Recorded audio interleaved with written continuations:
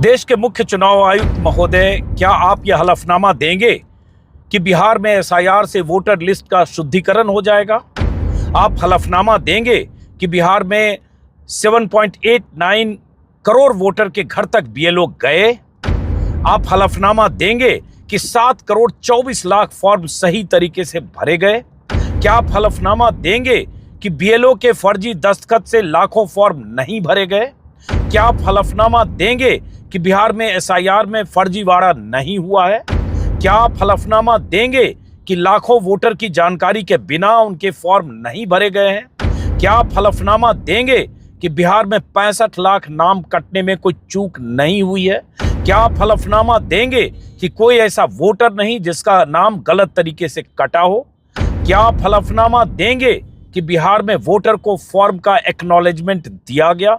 क्या आप हलफनामा देंगे कि महाराष्ट्र में वोटर बढ़ने के मामले में कोई गड़बड़ी नहीं हुई? क्या आप हलफनामा देंगे कि वोटिंग के दिन एक्स्ट्रा वोट बढ़ने के मामले में महाराष्ट्र में कोई फर्जीवाड़ा नहीं हुआ? क्या आप हलफनामा देंगे कि महाराष्ट्र में विधानसभा चुनाव के दौरान वोटर लिस्ट में गड़बड़ी नहीं हुई? क्या आप हलफनामा देंगे कि समाजवादी पार्टी ने आपको कोई हलफनामा नहीं दिया था?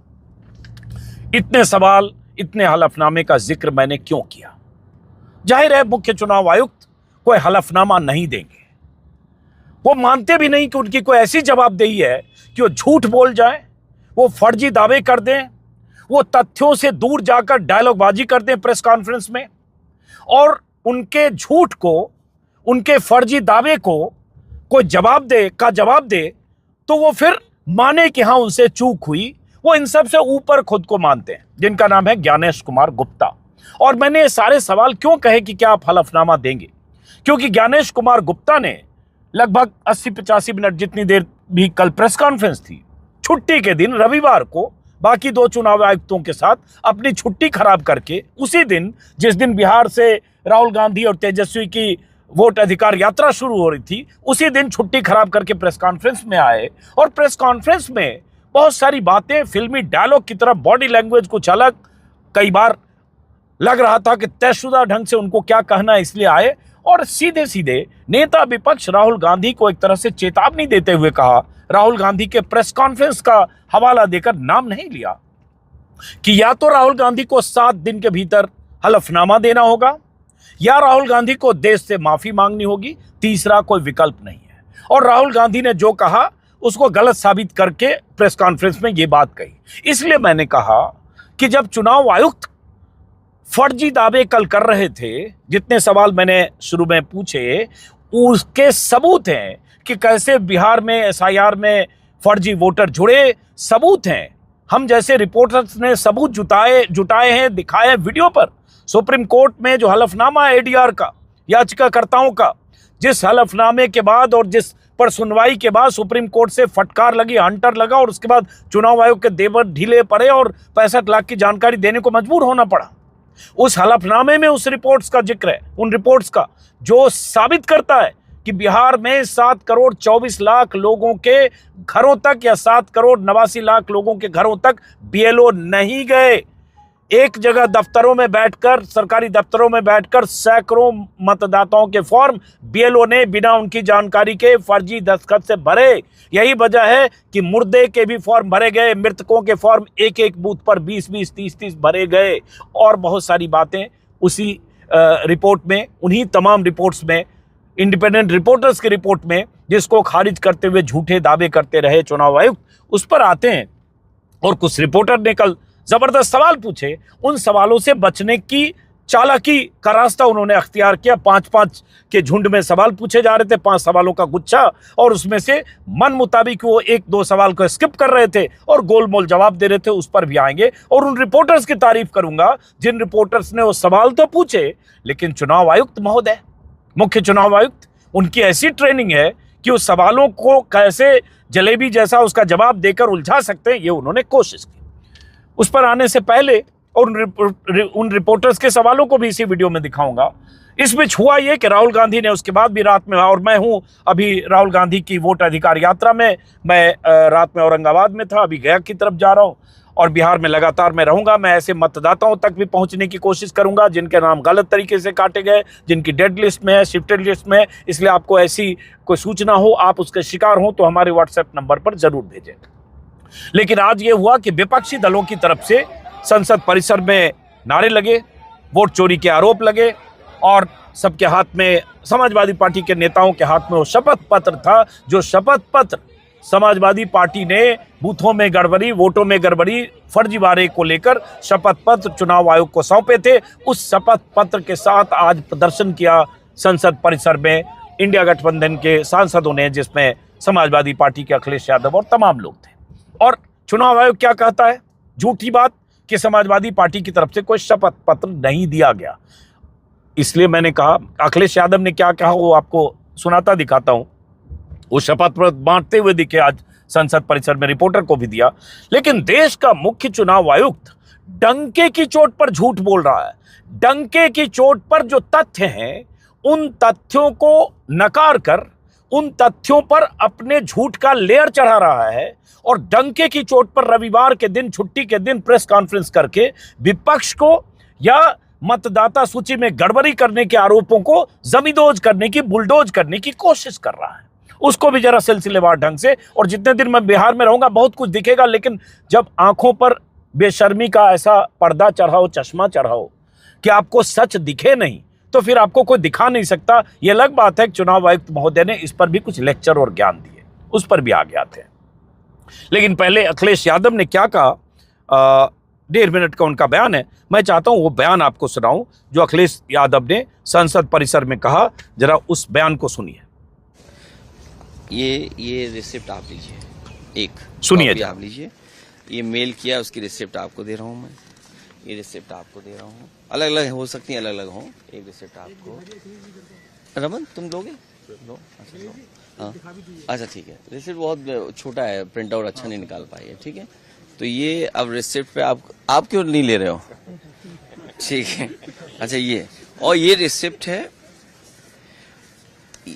ये विद एफिडेविट से, वो भी मैं दे रहा हूँ आपको, लीजिए। उस दिन भी दिए थे मैंने, लेकिन उन्होंने कहा कि अभी बिहार के चुनाव की बात हो रही है, आप कभी सवाल को, अरे हम चुनाव हार गए, सरकार से बाहर हो गए, ये कोई बात हुई है?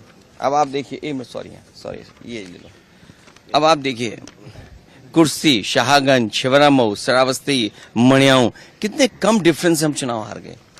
और डिलीटेड वोट ये दिखाई दे रहे हैं, कितना डिलीटेड वोट है। ये तो वो कम समय में हम आइडेंटिफाई कर पाए। अगर हमें ये जिस फॉर्म में हम लोग चाहते हैं वोटर लिस्ट, हमें उसी फाइल में मिल जाए तो हम ज्यादा ढूंढ करके दे सकते हैं। और 19 में जो वोट डाले, 22 में कट गया। अगर वोट बनवाने का एक प्रोसीजर है तो वोट कटवाने का भी एक प्रोसीजर है। हमारी डिमांड केवल इतनी है कि एक जिलाधिकारी को सस्पेंड कर दो आप, पूरे देश में एक भी वोट नहीं कटेगा। ये कागज है, एफिडेविट है, रिसिप्ट है, आप एक भी डीएम को सस्पेंड कर दिया। और ये लंबी सूची है। 2017 में जब चुनाव हुआ, इलेक्शन कमीशन ने न जाने कितने अधिकारी हटाए। 19 में अगर एक भी अधिकारी हटाओ तो बता दो, 22 में अगर एक भी अधिकारी हटाओ बता दो, 24 में एक भी अधिकारी हटाओ तो बता दो। और उससे पहले अगर सरकार दूसरी थी, समाजवादी पार्टी की थी, आप पता करिए अधिकारी हटाए गए। बस यही अखिलेश यादव उस हलफनामे की कॉपी रिपोर्टर्स को दिखा रहे हैं, जिस हलफनामे को की पावती, एक्नॉलेजमेंट है उनके पास, और उसके बाद उससे इनकार कर रहा है चुनाव आयोग या चुनाव आयुक्त की उन्हें कुछ नहीं मिला। तो एक तरह से सरासर झूठ, सरासर फर्जी दावे किए गए और इसके सबूत हैं। ये कई ऐसी एजेंसियां, ऐसे जो विसिल ब्लोअर्स हैं, ऐसे लोग जो चुनावी डेटा पर काम करते हैं, उन्होंने रिसर्च करके बताया है कि किस तरह से महाराष्ट्र में लोकसभा चुनाव और विधानसभा चुनाव के बीच बड़े पैमाने पर वोटों में इजाफा हुआ, वोट जोड़े गए, और उसके बाद किस तरह से 5 बजे के बाद, वोटिंग के दिन शाम के 5 बजे के बाद वोटों में, मतलब मतदान में इजाफा हुआ। तयशुदा ढंग से ये सब किया गया। इसके सबूत हैं, कई रिपोर्ट्स है और विस्तार से वो रिपोर्ट्स जो वोटों में गड़बड़ी हुई उसके खुलासे करती है, उसकी तस्दीक करती है। लेकिन मुख्य चुनाव आयुक्त सबको खारिज करते रहे। अब विपक्ष की तरफ से कहा गया है कि हम महाभियोग की तैयारी करेंगे, ऐसी कुछ खबरें आ रही।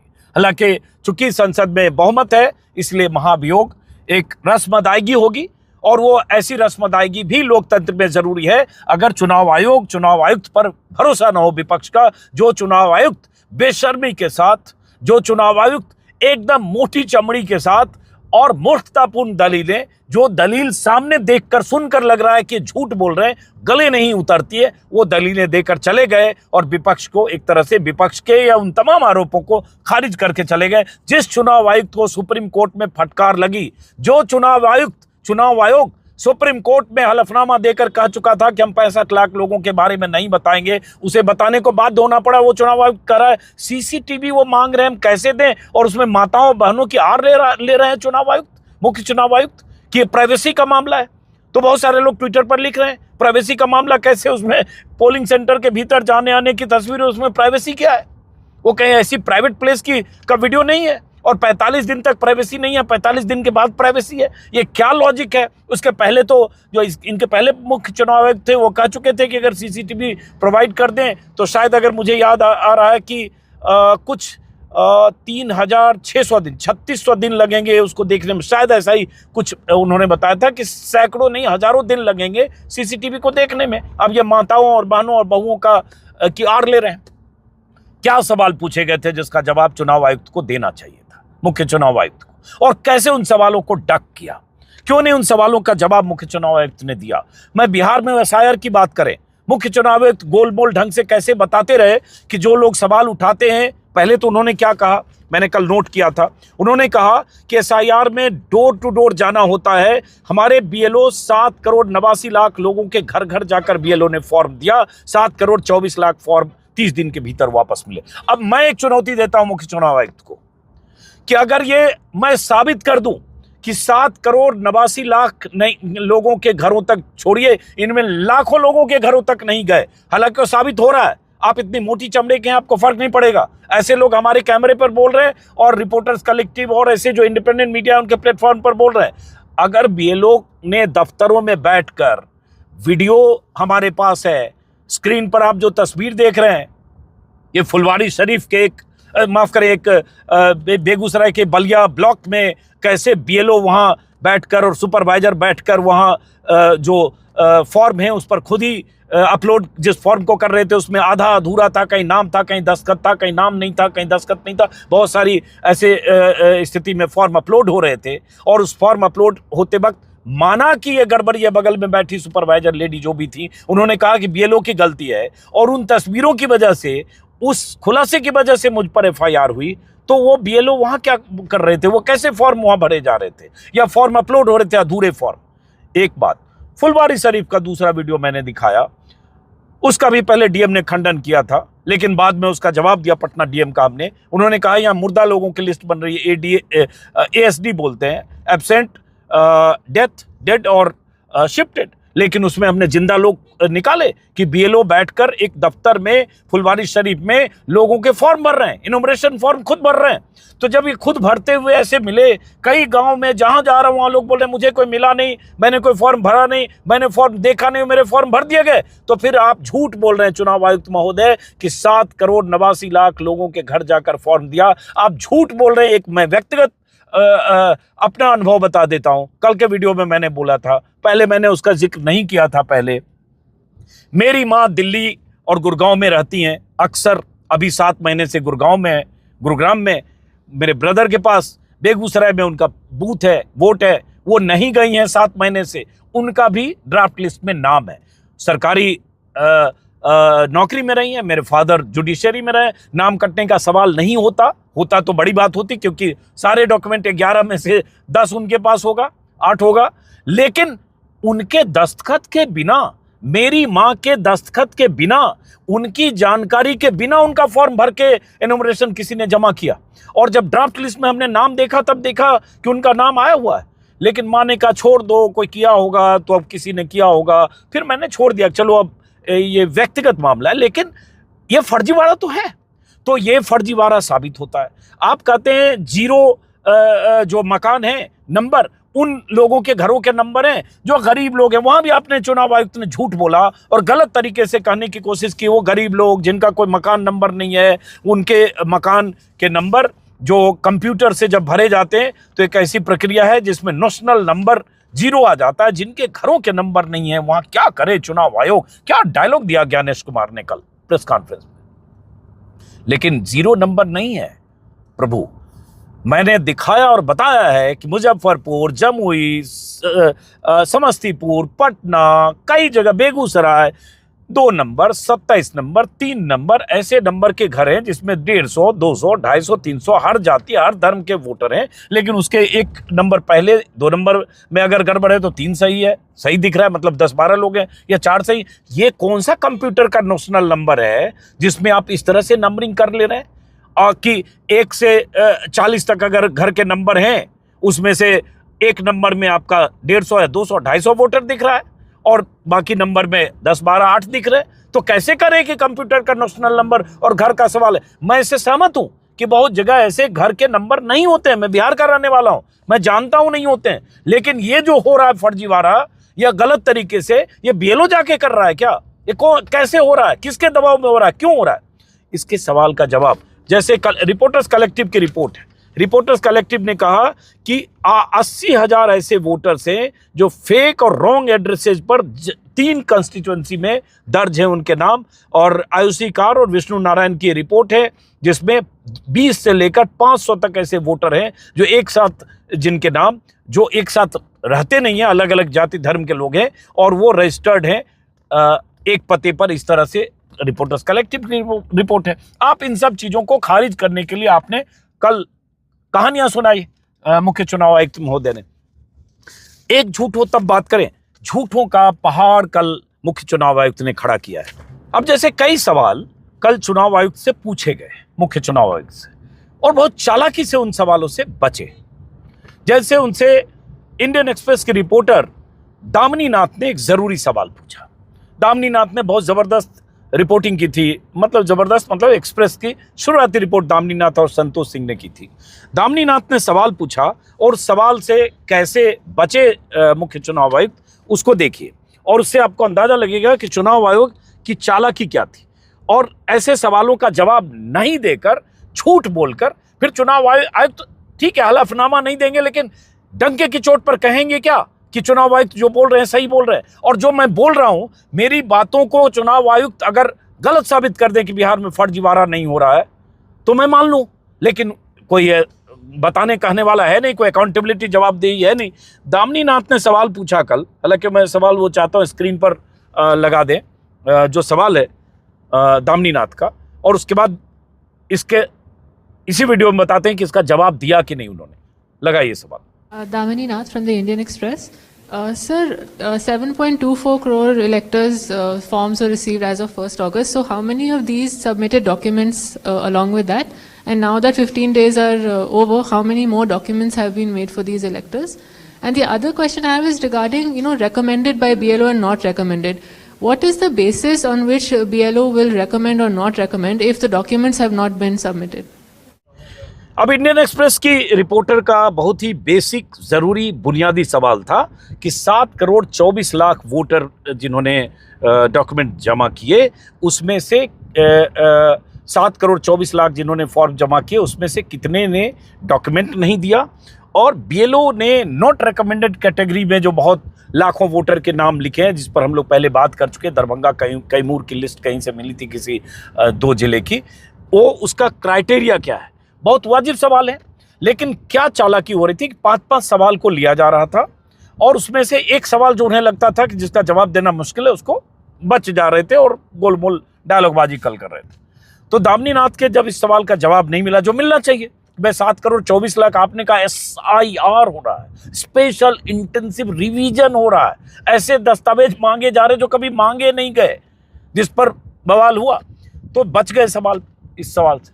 तो फिर उसके बाद अनुभूति बिश्नोई इकोनॉमिक टाइम्स के उन्होंने फिर सवाल पूछा, उसी सवाल को जिसको डक कर गए थे मुख्य चुनाव आयुक्त।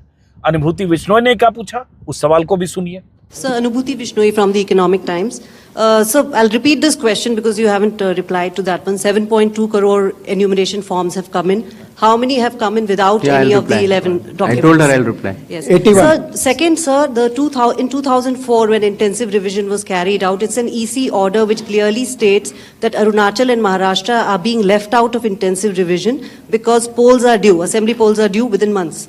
But you have, the Election Commission this time has set aside that principle for Bihar. If you could explain that. Okay. Third, when you took over as CEC, you have identified political parties as a key stakeholder. And you've also held rounds of meetings and consultations with them. Do you think, given the kind of criticism SIR has drawn, maybe there should have been a wider consultation with political parties before embarking on such a massive exercise? अब अनुभूति विश्नोई के सवाल का जवाब क्या दिया मुख्य चुनाव आयुक्त ने, और क्यों कह रहा है कि मैं कह रहा हूं कि हलफनामा देकर आप बताइए कि आप कितना सच बोल रहे हैं कि नहीं। तो अनुभूति विश्नोई के सवाल का उन्होंने जवाब दिया कि चुनाव आयोग मल्टी लेवल कंस्ट्रक्ट से काम करता है। बीएलओ के ऊपर सुपरवाइजर जो 10 बीएलओ के ऊपर सुपरवाइजर है, जो 10 बीएलओ के ऊपर है, मतलब पहले बीएलओ है फिर उसके ऊपर सुपरवाइजर है, जो 10 बीएलओ के ऊपर एक सुपरवाइजर है, फिर एसडीएम है, सीओ है, ये सब उन्होंने बताया। जो भी वोटर लिस्ट के बारे में फैसले होते हैं वही होते हैं, और हम यहाँ से न किसी का काट सकते न जोड़ सकते, इस तरह से बात की। लेकिन उन्होंने क्या कहा कि ये सारा विषय डिसेंट्रलाइज है और अभी एसडीएम लेवल तक विचाराधीन है, जिसका फैसला 30 सितंबर तक आएगा। उसके पहले इस तरह का सवाल पूछना और बताना त्रुटिपूर्ण है, ये वो बात बोल रहे हैं मुख्य चुनाव आयुक्त। तो बताना त्रुटिपूर्ण है। आपने 7 करोड़ 24 लाख की लिस्ट निकाली और 65 लाख को ड्राफ्ट लिस्ट से बाहर कर दिया, इसमें क्या त्रुटिपूर्ण है भाई? आपको कितने डॉक्यूमेंट दस्तावेज के साथ आए, एक क्लिक पर बूथ वाइज चुनाव आयोग पता कर सकता है, उसको पता होगा। तो फिर ये इसमें आखिर तक पता चलेगा मतलब, और आखिर तक पता चलेगा तो जिसके दस्तावेज नहीं है वो क्या करेगा, कैसे जाएगा? क्लेम ऑब्जेक्शन के बीच में अभी कितनी परेशानियां हैं। तो चूंकि ऐसे सवाल का जवाब वो नहीं देना चाह रहे थे, तो त्रुटिपूर्ण जवाब बता दिया कि जवाब देना त्रुटिपूर्ण है, जबकि ये जवाब देना चाहिए। क्योंकि ये लीक हुआ था इकोनॉमिक टाइम्स में ही कि गोपालगंज में शायद 75% फॉर्म बिना दस्तावेज के जमा हुए थे।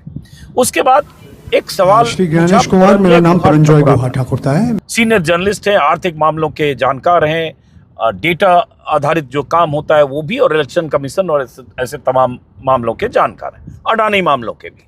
परंजय गुहा ठाकुराता ने कितना जरूरी सवाल पूछा और ऐसे जर्नलिस्ट के सवाल का क्या जवाब मिला, सुनिए जरा परंजय गुहा ठाकुराता का सवाल। श्री ज्ञानेश कुमार, मेरा नाम परंजॉय गुहा ठाकुर है, मैं फ्रीलांस जर्नलिस्ट हूँ। Paranjoy Guha Thakur. Sir, few questions. इतना हड़बड़ी में आपको एसआईआर करने का क्या जरूरत है, जब बाहर चल रहे बिहार में बारिश के समय, और समय बहुत लोग कह रहे हैं बहुत कम है। आपको सुप्रीम कोर्ट ने आदेश किया 14 तारीख के दिन, आपको मशीन रीडेबल जो 65 लाख लोग का नाम नहीं है तो आपको देना पड़ेगा, इससे पहले आपने क्यों नहीं दिया? आखिरी सवाल है कि महाराष्ट्र में जो 40 लाख नया वोटर आए हैं और लोग कह रहे हैं कि पहला बार महाराष्ट्र के इतिहास में, भारतवर्ष के इतिहास में वोटर ज्यादा और 18 साल उम्र के लोग कम, और 5 बजे के बाद बहुत लोग वोट दिया।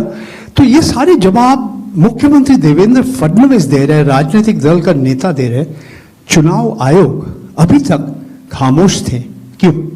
अब परंजय गुहा ठाकुराता ने यही तो कहा कि इतनी हड़बड़ी में एसआईआर की क्या जरूरत थी, जब चुनाव सामने हो, बाढ़ आई हुई है, बहुत तरह की समस्या है, और उसके बाद 65 लाख लोगों की जानकारी आपने सुप्रीम कोर्ट की फटकार या ऑर्डर के बाद क्यों दी, और उसके बाद 5 बजे के बाद के वोट का भी जवाब दिया, और ये भी कहा, सवाल पूछा और ये भी कहा कि जो महाराष्ट्र में वोट की गड़बड़ी के आरोप हैं उसका जवाब देवेंद्र फडणवीस क्यों दे रहे हैं, चुनाव आयुक्त क्यों नहीं दे रहे, चुनाव आयोग क्यों नहीं दे रहा? जाहिर है बीजेपी और चुनाव आयोग का अगर ज्वाइंट वेंचर नहीं है तो फिर अगर चुनाव आयोग पर आरोप है, इंडिपेंडेंट कॉन्स्टिट्यूशनल संवैधानिक बॉडी है चुनाव आयोग, तो चुनाव आयोग पर लगे आरोपों का जवाब कोई बीजेपी प्रवक्ता, नेता, मुख्यमंत्री, मंत्री क्यों देगा भाई?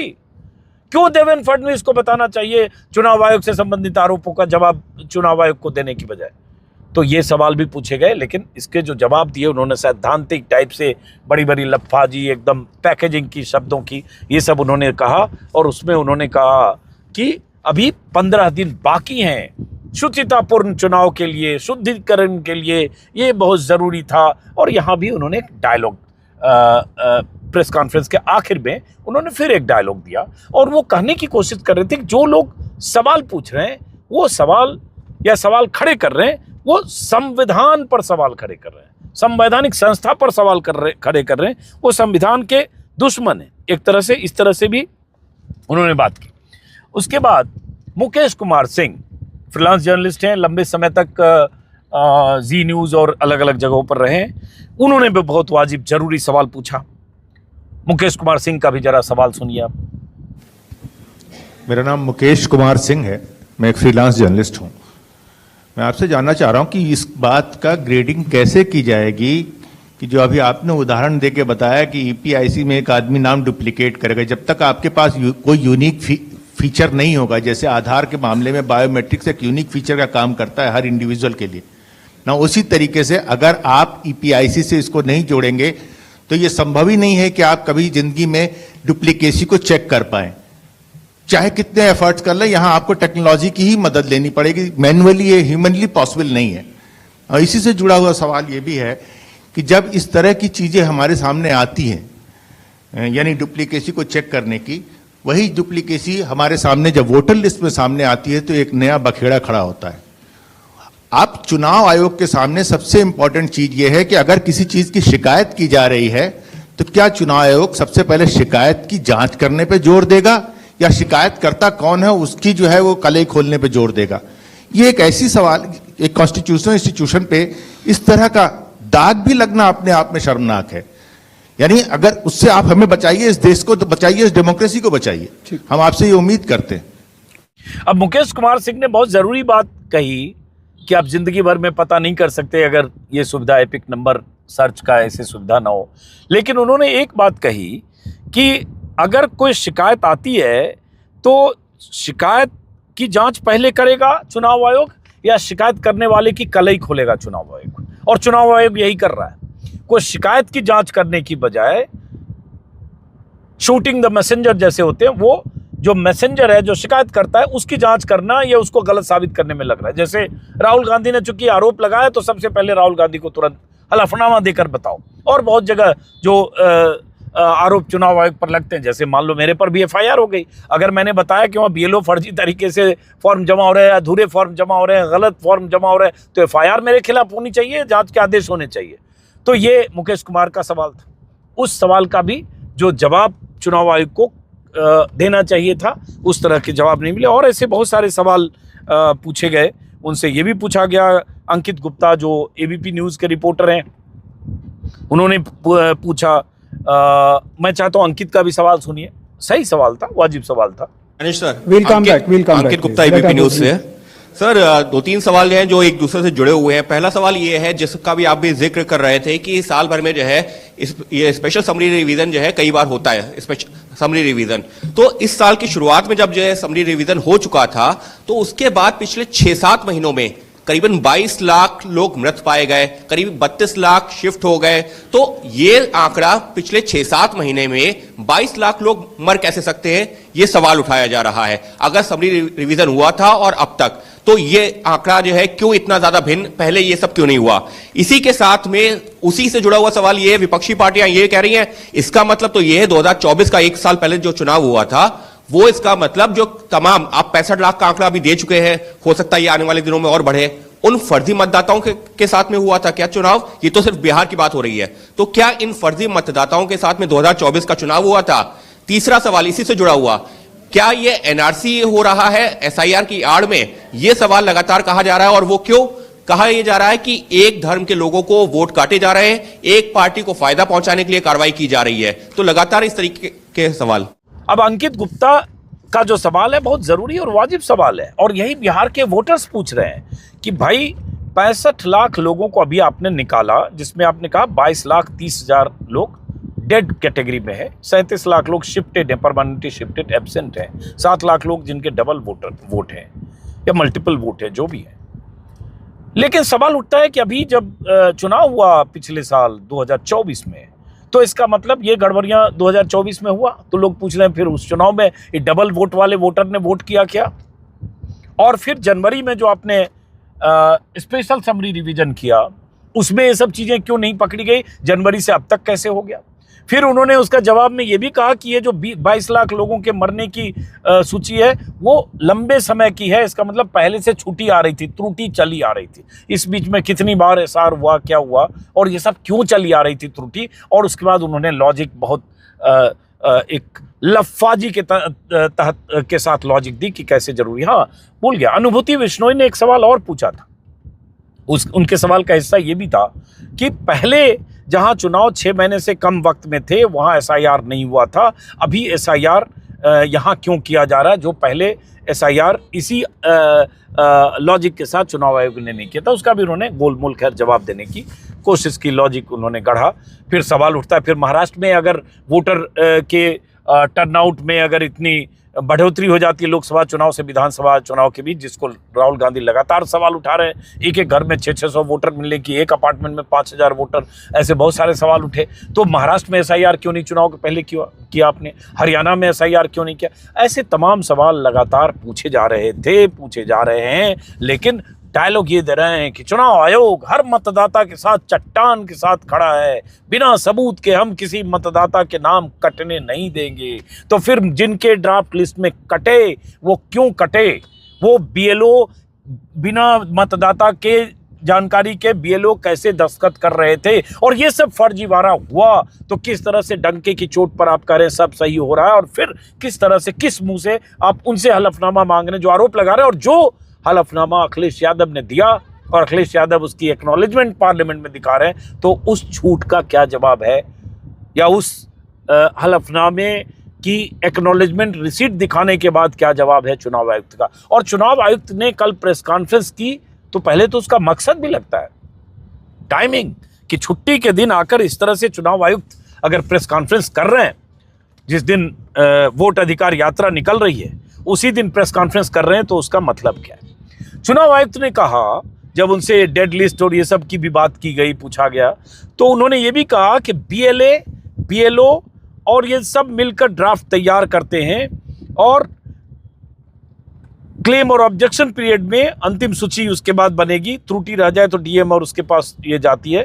अब ये बीएलए और बीएलओ मिलकर करते हैं ड्राफ्ट लिस्ट, तो जो मैंने देखा इतनी जगह, उसमें तो देखा कि बीएलओ धकाधक फॉर्म भर भी रहा है, जमा कर रहा है, खुद ही दस्तखत कर रहा है, जमा कर रहा है। मैंने देखा और मेरे जैसे तमाम लोगों ने देखा, तमाम रिपोर्ट्स ऐसी आई कि 200 400 लोगों के फॉर्म बीएलओ ने अपनी तरफ से भरकर जमा कर दिए। मैंने अपनी माँ का नाम आपको जिक्र किया।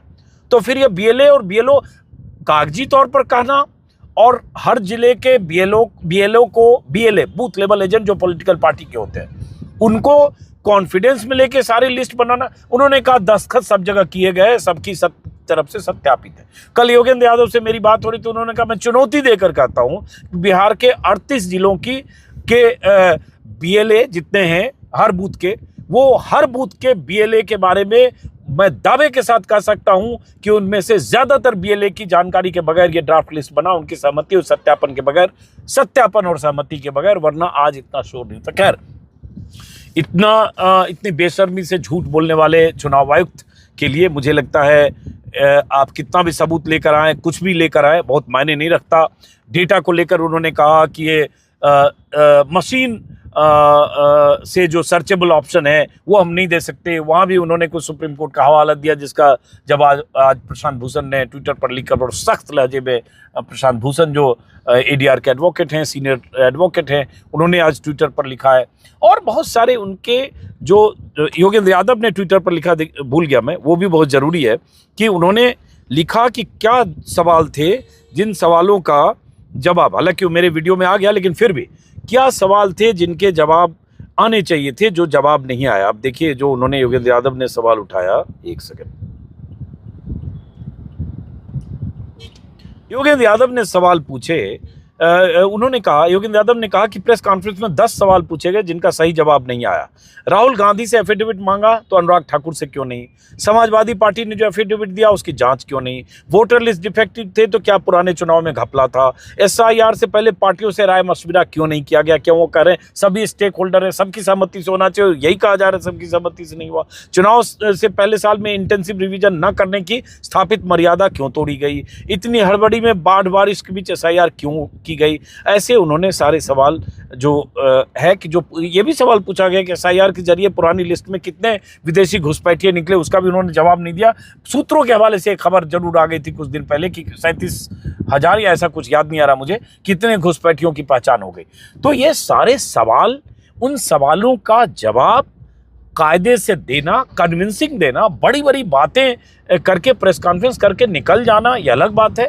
लेकिन उन सवालों के जवाब अनुत्तरित रह गए, जो सवाल के जवाब उनको देने चाहिए थे। और ये सब चूंकि जल्दबाजी में हुआ, चूंकि BLO पर प्रेशराइज करके DM SDM के लेवल के अधिकारियों को दबाव बनाकर ये किया गया, तो इसलिए इतनी गड़बड़ियां हैं। आगे क्या होने वाला है? अब लिस्ट पब्लिश हो गई है जो सुप्रीम कोर्ट के निर्देश के बाद, उस लिस्ट में से भी हम लोग को पता चलेगा कि 37 लाख लोग में से कितने लोग हैं कि परमानेंटली शिफ्टेड हैं या नहीं है, जिनका नाम कटा। अब कट गया तो उनको फॉर्म 6 जमा करना पड़ेगा। तो कटने से पहले अगर गलत कट गया तो ये किसकी जवाबदेही है? कट कैसे गया नाम? आप करो किसी कट नहीं सकता, कटा कैसे? और क्यों फिर फॉर्म 6 दे के वो नाम जुड़ा है अगर वो आदमी वहीं रह रहा है तो फिर इसको स्पेशल इंटेंसिव रिवीजन क्यों कर रहे हो? ये कौन सा इंटेंसिव रिवीजन है जिसमें जेन्युइन वोटर के नाम कट गए? इसका कौन जवाब देगा? सवालों की ऐसी फेहरिस्त है। मैं होता तो भी, लेकिन बहुत सारे उनके प्रेस कॉन्फ्रेंस का जो मैंने पॉइंटर बनाया, BLO सरपंच सब ने मिलकर मृतकों की लिस्ट बनाई, दुनिया भर के SIR में हड़बड़ी के बारे में भ्रम फैला जा रहा है। हर चुनाव से पहले मतदाता सूची शुद्ध करनी होगी। तो ये किस तरह की शुद्धता की प्रक्रिया है जिसमें इतना फर्जीवाड़ा है?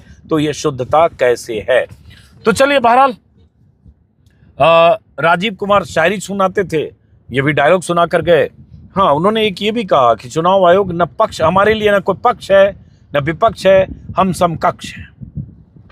लेकिन आपके लिए पक्ष है बीजेपी का पक्ष, और विपक्ष जो है सो है। वरना बीजेपी के नेताओं को आप बहुत मुफीद लगते हैं और आपके हर उल्टे सुलटे फैसले या चुनाव आयोग पर जितने आरोप हैं उनके जवाब बीजेपी के नेता नहीं दे रहे होते, बीजेपी के प्रवक्ता नहीं दे रहे होते। कई बार पता ही नहीं चलता कि चुनाव आयोग पर जो आरोप लग रहा है उसके बीजेपी के प्रवक्ता चैनलों पर बैठ के इतने वकालत करने क्यों आ जाते? भाई, किसने अपॉइंट किया बीजेपी को चुनाव आयुक्त या चुनाव आयोग जो संवैधानिक संस्था है उसका बचाव करने के लिए? उन पर लगे आरोपों के बचाव करने की जिम्मेदारी बीजेपी के प्रवक्ता को कौन दे रहा है? किस अधिकार से कर रहे हैं? तो इसका मतलब आपका पक्ष है, आपके साथ पक्ष है, वो पक्ष सत्ता पक्ष है, और विपक्ष जहां है उससे आप हलफनामा मांग रहे हैं। उससे आप कह रहे हैं कि अगर हलफनामा नहीं दोगे, 7 दिन के भीतर माफी नहीं मांगोगे, तो तुम्हारे पास तीसरा विकल्प नहीं। उसमें एक धमकी भी है, पता नहीं क्या मुकदमा करने वाले हैं। दूसरी तरफ अनुराग ठाकुर हैं जो सत्ता पक्ष के हैं। तो एक पक्ष तो है जो एक इलाके नहीं 5 इलाके में वोटों में गड़बड़ी और उसकी प्रेस कॉन्फ्रेंस करता है और उससे हलफनामा नहीं मांगा जा रहा है, और राहुल गांधी जो नेता विपक्ष हैं उनसे हलफनामा मांगा जा रहा है। बहरहाल करीब करीब गया पहुंचने वाला हूं, और उसके बाद अलग अलग जगहों पर राहुल गांधी की यात्रा भी देखूंगा, और ऐसे वोटर्स जो बहुत सारे जो अगर हमें संपर्क में आएंगे जिनके नाम छूटे उन तक भी पहुंचने की कोशिश करेंगे। इस बीच ये भी हुआ, जो FIR हुई थी उसका नोटिस भी हमें सर्व होने वाला है 41 का, तो नोटिस सर्व कहाँ होगा उसके बारे में उसके बारे में पुलिस वालों से बात होगी। तो फिलहाल इस वीडियो को यहीं ख़त्म करते हैं। लगातार आप मेरे YouTube चैनल को देखते भी रहें, और आपको कोई भी सूचना है, आपके नाम छूट गए, कट गए, आपके रिश्तेदारों के कट गए, तो आप WhatsApp पर ज़रूर कॉल करें, संपर्क करें। नमस्कार।